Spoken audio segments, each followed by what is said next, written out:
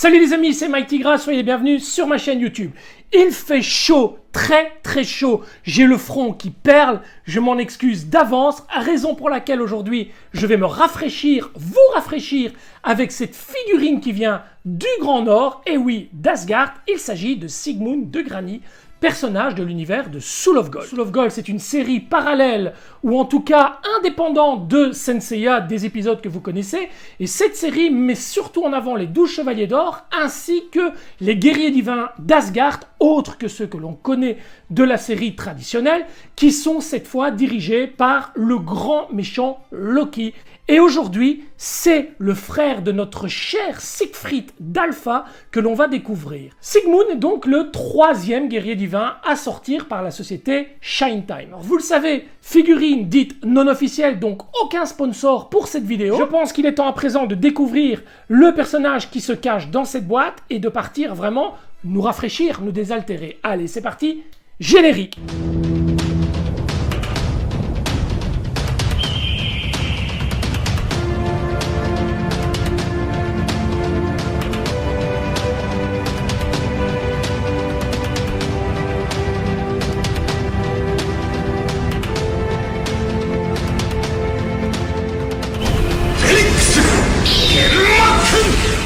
Très simple, sans chichi, qui nous rappelle qu'on est là devant une figurine de type bootleg. Je n'utiliserai pas la dénomination pirate, car selon moi, une version pirate est avant tout une version copiée d'un produit officiel déjà sorti au préalable. Ce qui n'est absolument pas le cas avec cette figurine comme quelques autres sorties par Shine Time, qui est passé aujourd'hui, je pense, roi de l'exclusivité, en tout cas en ce qui concerne le monde de Soul of Gold. On retrouve donc sur l'avant de cette boîte le fameux cheval Grani, qui n'est pas sans nous rappeler Hagen de Merak, en tout cas son totem, qui représente lui aussi un cheval. Nous n'avons malheureusement, vous le savez pour ces versions dites bootleg, pas la possibilité de monter les totems. On devra uniquement se contenter de l'armure sur le personnage, ce qui est quand même assez dommage, car cette figurine, malheureusement, atteint un budget assez conséquent de 70 €, voire même 80 €.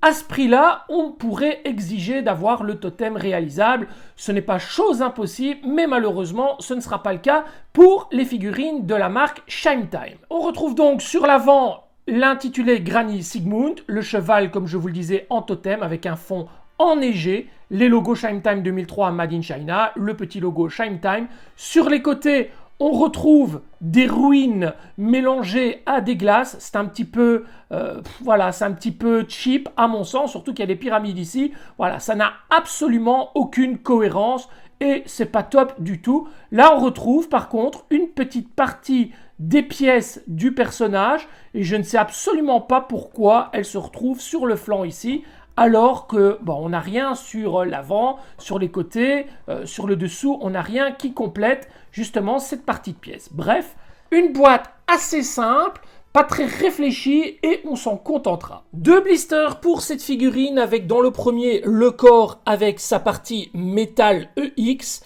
les épaulettes, les brassières très différentes, asymétriques. Ici, nous avons les cuissardes, les avant-bras, les jambières et enfin les pieds. Vous voyez que tout est disposé un petit peu aléatoirement. On n'est pas vraiment face à une symétrie parfaite au niveau de la boîte et la boîte est assez pauvre. Il n'y a pas énormément de pièces rangées dans le blister. Le second blister, quant à lui, comprend l'épée principale qui a la particularité de pouvoir se transformer en fouet. On n'aura malheureusement pas cette pièce dans cette boîte et c'est bien dommage. La ceinture, le plastron, la partie abdominale, les genouillères et enfin le diadème. Vous remarquerez que les genouillères auraient pu aisément être placées dans le premier blister comme c'est le cas pour les figurines officielles. Et enfin, nous avons droit à 3 sachets avec les visages, les mains et les cheveux. Les 4 visages de cette figurine sont avant tout un visage neutre, un visage avec les yeux sur le côté, un visage bouche ouverte et enfin un visage hurlant. On remarquera que les fameuses cicatrices sont présentes sur les 4 visages. On regrettera toutefois de ne pas avoir le fameux visage possédé de notre cher Sigmund. Au niveau des mains, des poings fermés, des mains ouvertes qui permettent de tenir l'arme du personnage, des mains semi-ouvertes et enfin des mains totalement ouvertes et un seul jeu de protège-mains. Pour la chevelure, nous avons droit à la chevelure arrière, la chevelure avant et enfin la chevelure avant trouée qui permet d'accueillir le diadème. Pour le test de rigidité, j'ai placé les pieds sur le personnage pour alourdir un peu plus la jambe, les pieds étant fournis dans la boîte sans être attachés directement au personnage. Alors, on va regarder ce que ça donne. Ouais, les jambes, c'est correct, hein, c'est vraiment, vraiment rigide. Le système métal fait bien le travail.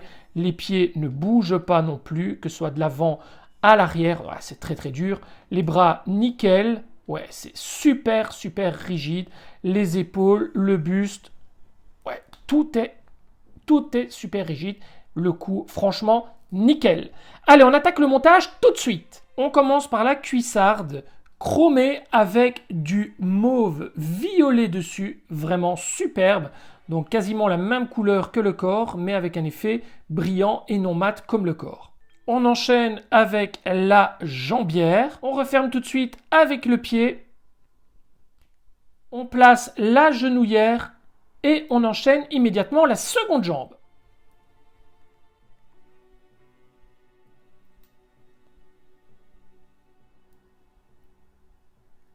Les bras à présent et nous allons placer donc la première partie du dessus du bras qui est la crinière du cheval et cette partie malheureusement n'est pas forcément terrible, elle aurait été un petit peu plus proéminente, ça aurait été sympa, surtout que cette partie chromée n'a pas lieu d'être. En fait, cette partie métal aurait dû être la même couleur que le corps parce que dans l'animé, cette partie est vraiment séparée de l'avant-bras. Voici l'avant-bras qui est censé représenter la tête du cheval. Alors, on n'a vraiment pas l'impression qu'il s'agit d'une tête de cheval, mais plutôt de rhinocéros. Je vais la placer pour vous montrer ce que je voulais vous dire, mais en fait, voilà à quoi ça ressemble. En fait, cette partie-ci aurait dû être la même couleur que le corps, et malheureusement, cette jointure casse un petit peu l'effet de proéminence de la tête de cheval avec sa crinière. Franchement, je n'aime pas du tout ce système qu'ils ont réalisé pour le bras. Tout simplement, c'est ce bras principal qui donne de l'allure et du charisme au personnage. Et je trouve qu'à ce niveau-là, ils ont complètement foiré le bazar. Il faudra vraiment jouer du posing pour cacher cette vilaine articulation. On complète le bras avec le poing fermé. On y place tout de suite le protège-main. Et on enchaîne tout de suite le second bras avec un montage totalement asymétrique.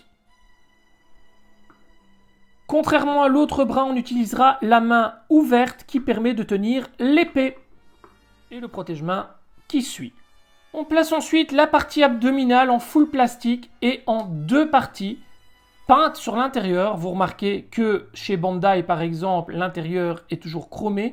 Ici, on a vraiment une peinture intégrale. Le plastron avec une partie qui se déclipse sur l'avant. Et vous viendrez bien sûr placer cette partie avec soin sur votre personnage.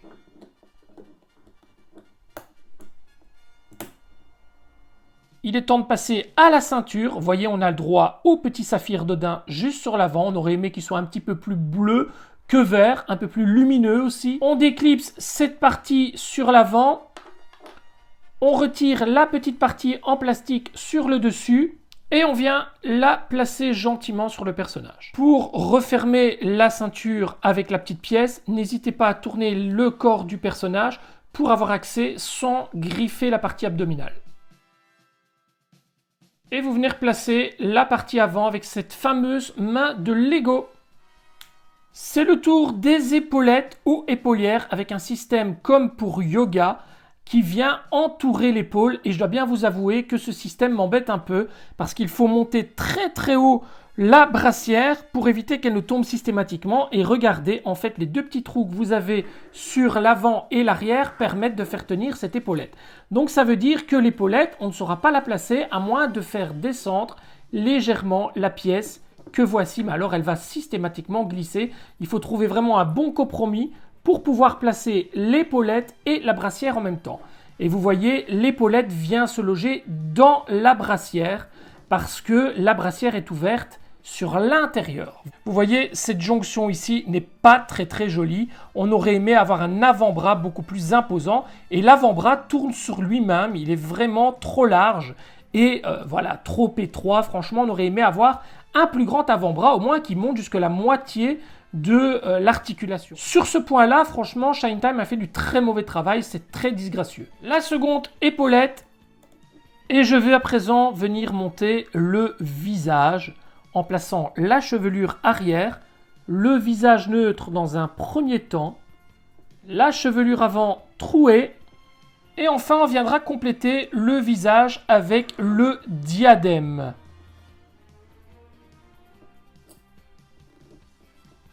Visage magnifique, charisme incroyable. Il est temps à présent pour nous de lui placer l'épée dans la main et de clôturer le montage avec cette dernière pièce. Alors cette épée, elle est juste exceptionnelle, elle est vraiment magnifique. Regardez la forme, les découpes au niveau de la lame, elle est vraiment juste parfaite. Elle a la particularité de pouvoir se changer en fouet, comme je vous le disais tout à l'heure en présentation des pièces. Malheureusement, on n'aura pas cette alternative possible avec cette figurine. On aurait bien aimé que Shine Time nous fournisse une deuxième épée avec un style plus fouet cette fois, comme elle apparaît dans le dessin animé. Et voilà le résultat du personnage monté, les amis. Il est juste badass au plus haut point. Exceptionnel. On a vraiment un personnage rempli de charisme. Il a une tête vraiment à faire peur. On reconnaît que c'est le frère de Siegfried, hein.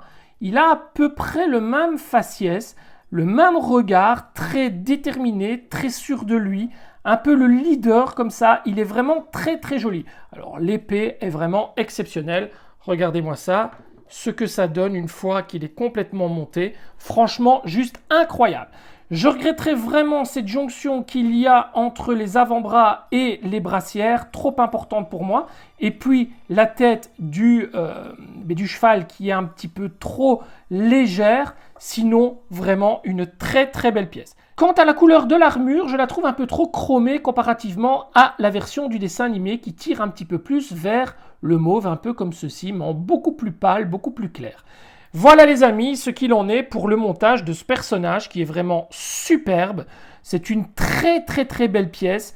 Un petit peu en dessous de notre cher Frodi, mais également d'Edgar, que je trouve lui vraiment exceptionnel. Je le trouve vraiment splendide et le plus beau des trois pour le moment, mais ça reste malgré tout un très beau personnage qui va réellement bien se mêler au reste des persos. On attend le 4e avec impatience. Je vous propose à présent de passer à une séquence de posing en série dans laquelle on va pouvoir s'amuser un petit peu. Nous, on se retrouve tout de suite après pour un débriefing. En attendant, amusez-vous bien et profitez-en bien les amis.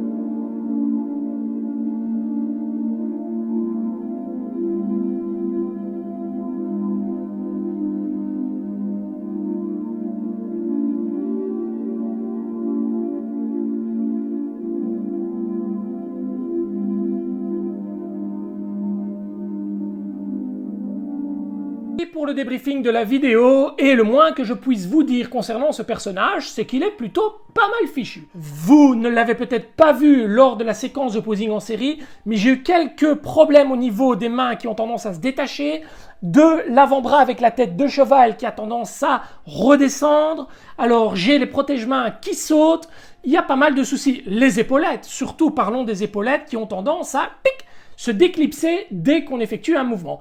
Mis à part ça, le personnage reste vraiment sympathique, très charismatique. On a vraiment un personnage qui est digne d'un produit officiel, ou en tout cas pas très loin. Néanmoins, le tarif est quand même assez cher, il faut bien l'avouer. On tourne quand même aux alentours de 70-80 € pour un personnage non officiel, et ça commence à faire cher le bootleg. Les amis, si cette vidéo vous a plu, comme d'habitude, lâchez un pouce. N'oubliez pas de vous abonner à la chaîne, activez la petite clochette pour bien recevoir toutes les notifications. Surtout, prenez soin de vos proches et de votre famille, c'est là tout l'essentiel.